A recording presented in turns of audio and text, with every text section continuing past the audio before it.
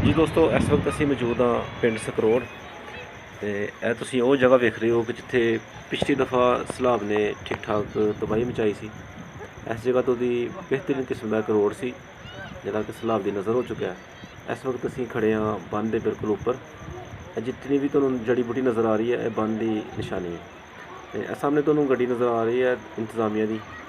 ਤੇ ਪਾਣੀ ਵੀ ਤੁਸੀਂ ਦੇਖ ਰਹੇ ਹੋ, ਪਾਣੀ ਦਾ ਵਹਾਅ ਜਿਹੜਾ ਇਹ ਵਕਤ ਗੁਜ਼ਰਨ ਦੇ ਨਾਲ ਜ਼ਿਆਦਾ ਹੋ ਰਿਹਾ। ਲਾਈਨ ਆਫ ਕੰਟਰੋਲ ਦੀਆਂ ਲਾਈਟਾਂ ਤੁਸੀਂ ਦੇਖ ਰਹੇ ਹੋ ਰੋਸ਼ਨ ਹੋ ਚੁੱਕੀਆਂ ਨੇ। ਤੇ ਸਿਰਫ ਪਰੇਸ਼ਾਨੀ ਹੈ ਕਿ ਪਹਿਲੇ ਇਹ ਜਿਹੜਾ ਬਸੰਤਰ ਹੈ ਇਹਦਾ ਪਾਣੀ ਹੈ ਇਹ ਸਾਰੇ ਬਸੰਤਰ ਵਿੱਚ ਫੈਲ ਕੇ ਗੁਜ਼ਰਦਾ ਰਿਹਾ, ਜਿਹਦੀ ਵਜ੍ਹਾ ਨਾਲ ਪਰੇਸ਼ਾਨੀ ਨਹੀਂ ਬਣਦੀ ਰਹੀ। ਹੁਣ ਕੁਦਰਤੀ ਤੌਰ ਤੇ ਇਹ ਸਾਰਾ ਹੀ ਵਹਾਅ ਜਿਹੜਾ ਇਹ ਇਸ ਪਿੰਡ ਵਾਲੀ ਸਾਈਡ ਨੂੰ ਹੋ ਗਿਆ, ਸਕਰੋੜ ਵਾਲੀ ਸਾਈਡ ਨੂੰ। भाई अस्सलाम वालेकुम। वालेकुम सलाम। भाई फिलहाल क्या सुनाओ, ठीक हो? ठीक ठाक अल्हम्दुलिल्लाह। अच्छा सर जी, ये पानी आया बारे थोड़ा की ख्याल है?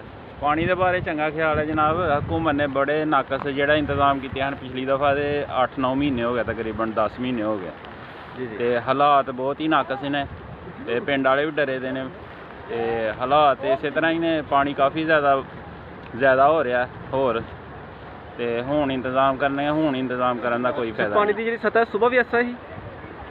सुबह सतह थोड़ी घट ही, लेकिन हुण फिर दोबारा आया। हुण यानी कि पानी ज़्यादा हो रहा है? ज़्यादा हो गया। ठीक है, की कहना चाहते हो तुसीं इंतजामिया नूं? इंतजामिया के बारे रो ही सकता बंदा, होर कुछ नहीं कह सकता इन्हां दे बारे। इंतजामिया के बारे हाँ, बहुत शुक्रिया भाई, मेहरबानी।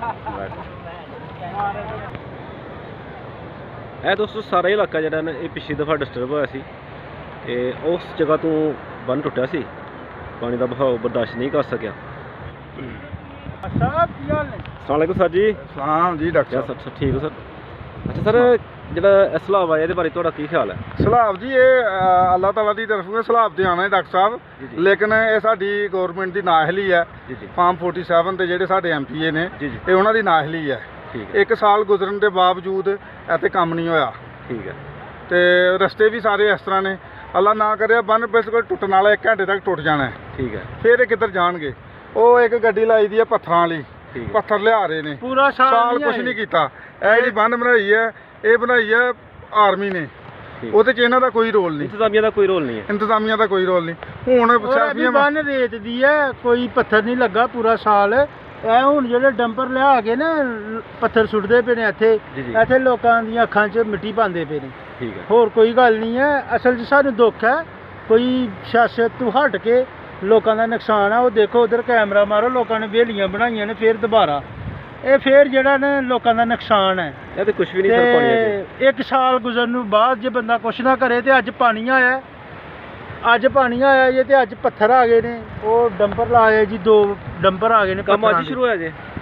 ਕੰਮ ਹੋਇਆ ਨਹੀਂ ਹੈ, ਬਸ ਲੋਕਾਂ ਦੀ ਅੱਖਾਂ 'ਚ ਉਹ ਮਿੱਟੀ ਪਾ ਰਹੇ ਨੇ, ਘੱਟਾ ਪਾ ਰਹੇ ਨੇ। ਬਹੁਤ ਸ਼ੁਕਰੀਆ ਸਰ ਜੀ ਠੀਕ ਹੈ।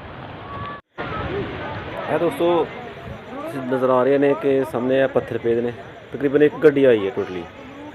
तो पानी के हालात देख लो, और 1 गड्डी ने की कर रहा जी। असं तुम दिखाने कि जो बंद टुटा था ना वो इस वक्त की सूरत हाल है। यह मोर्चा जी, मोर्चे के बिल्कुल थले पानी वड़ चुके हैं। यह देखो पानी का इतना तेज़ बहाव है कि मोर्चा कुछ भी नहीं है। पहले पिछली दफ़ा की साढ़े सामने मिसाल ने कि कई मोर्चे ਜਿਹੜੇ ਕਿ ਮਜ਼ਬੂਤੀ ਨਾਲ ਬਣੇ ਹੋਏ ਸਨ ਸਾਰੇ ਰੁੜ ਗਏ। ਲੋਕ ਦੇਖ ਰਹੇ ਨੇ, ਇੰਤਜ਼ਾਰ ਕਰ ਰਹੇ ਨੇ ਕਿ ਬੰਨ ਕਦੋਂ ਟੁੱਟਣਾ ਔਰ ਅੱਗੋਂ ਨਵਾਂ ਤਮਾਸ਼ਾ ਸ਼ੁਰੂ ਹੋਣਾ। ਇਹ ਦੇਖੋ ਅੱਧਾ ਬੰਨ ਜਿਹੜਾ ਇਹ ਬਹਿ ਚੁੱਕਿਆ ਜੀ। ਤੇ ਜਿਤਨਾ ਤੇਜ਼ ਬਹਾਅ ਹੈ ਇਹ ਤਕਰੀਬਨ ਘੰਟਾ 2 ਘੰਟੇ ਦੇ ਵਿੱਚ ਬਾਕੀ ਬੰਨ ਜਿਹੜਾ ਉਹ ਵੀ ਬਹਿ ਜਾਏਗਾ। ਤੇ ਪਿੱਛੋਂ ਬਾਰਿਸ਼ ਹੋਰ ਹੋ ਰਹੀ ਹੈ। ਰਾਤ ਨੂੰ ਅਗਰ ਬਾਰਿਸ਼ ਹੋਈ, ਪਾਣੀ ਜ਼ਿਆਦਾ ਆ ਗਿਆ ਤੇ ਇਹਨੂੰ ਰੋਕਣਾ ਬਿਲਕੁਲ ਨਾਮੁਮਕਿਨ ਹੈ। ਸਾਰੇ ਲੋਕ ਇੰਤਜ਼ਾਰ ਕਰ ਰਹੇ ਨੇ ਇਸ ਬੰਦ ਦੇ ਉੱਤੇ ਖੜੇ ਹੋ ਕੇ। ਇਸ ਬੰਦ ਦਾ